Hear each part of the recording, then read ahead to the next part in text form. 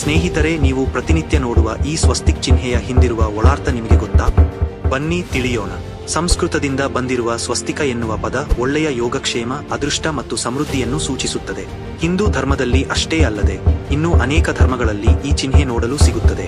ಸ್ನೇಹಿತರೆ, ಸ್ವಸ್ತಿಕ ಚಿಹ್ನೆಯ ರಚನೆಯ ಪ್ರತಿಯೊಂದು ಭಾಗಕ್ಕೂ ಒಂದು ವಿಶೇಷಾರ್ಥವಿದೆ.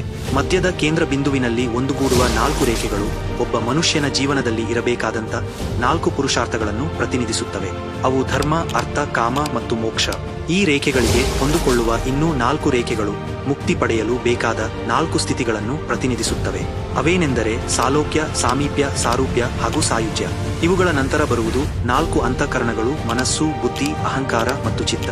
ಇವು ನಮ್ಮ ಯೋಚನೆಗಳನ್ನು ನಿಯಂತ್ರಿಸುತ್ತವೆ. ಕೊನೆಯದಾಗಿ ಬರುವುದು 4 ಭಕ್ತಿಯ ಸ್ತಂಭಗಳು: ಪ್ರೇಮ ಅಥವಾ ಆಸ್ಥೆ, ಶ್ರದ್ಧೆ, ವಿಶ್ವಾಸ ಮತ್ತು ಸಮರ್ಪಣೆ. ಗಮನಿಸಿ ಸ್ನೇಹಿತರೆ, ಈ ಎಲ್ಲಾ ಆಯಾಮಗಳು ಹರಿದು ಹೋಗಿ ಮಧ್ಯದಲ್ಲಿರುವ ಬ್ರಹ್ಮನಲ್ಲಿ ಸಂಗಮವಾಗುತ್ತಿವೆ.